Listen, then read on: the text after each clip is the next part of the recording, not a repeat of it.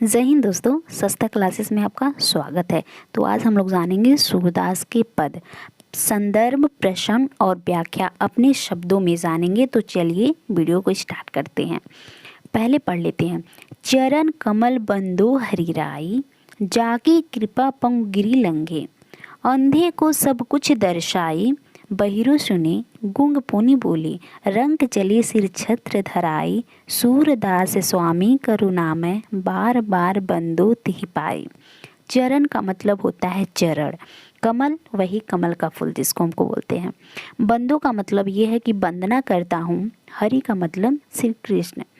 राई, राई का मतलब होता है सर्वशक्तिमान। सूरदास जी कहते हैं सर्वशक्तिमान श्री कृष्ण के कमल रूपी चरणों की वंदना करता हूँ। जाकी कृपया पंग गिरी लंघे, जाकी का मतलब होता है जिसकी, कृपा का मतलब कृपया से, पंगु का मतलब लंगड़ा, गिरी का मतलब होता है पर्वत और लंघे का मतलब लांघ जाता है। मतलब ये कि जिसकी कृपया से लंगड़ा पर्वत को लांघ जाता है। अंधे को सब कुछ दर्शाई, अंधे का मतलब अंधे व्यक्ति की बात किया गया है। दर्शाई का मतलब होता है दिखाई देना। अंधे को सब कुछ दिखाई देने लगता है। बहिरो सुने, बहिरो सुनने लगता है। गूंग पुनि बोलने, गूंगा व्यक्ति पुनः बोलने लगता है। रंग चले सिर छत्र धराई, रंग का मतलब होता है भिखारी। भिखारी चले सिर, सिर छत्र, छत्र का मतलब मुकुट, धराई का मतलब धारण करके। मतलब ये कि भिखारी सर पर मुकुट धारण करके चलने लगता है। सूरदास स्वामी करुणामय, बार बार बंदो तिहि पाए। बार बार, बंदो का मतलब वंदना कर बंदों का मतलब वंदना करता हूँ। तिही, तिही का मतलब उन, पाई माने चरणों की। सूरदास जी कहते हैं कि ऐसे करुणा के स्वामी के चरणों की हम बार बार वंदना करता हूँ। ठीक है दोस्तों, उम्मीद होगा आप लोग को समझ आ गया है। तो जल्दी से चैनल को सब्सक्राइब कर लीजिए और लाइक कमेंट शेयर भी कीजिए। तो इसमें जान लेते हैं हम संदर्भ। संदर्भ में लिखेंगे प्रस्तुत पद्यांश महाकवि सूरदास जी द्वारा रचित शूरसागर। किससे? शूरसागर।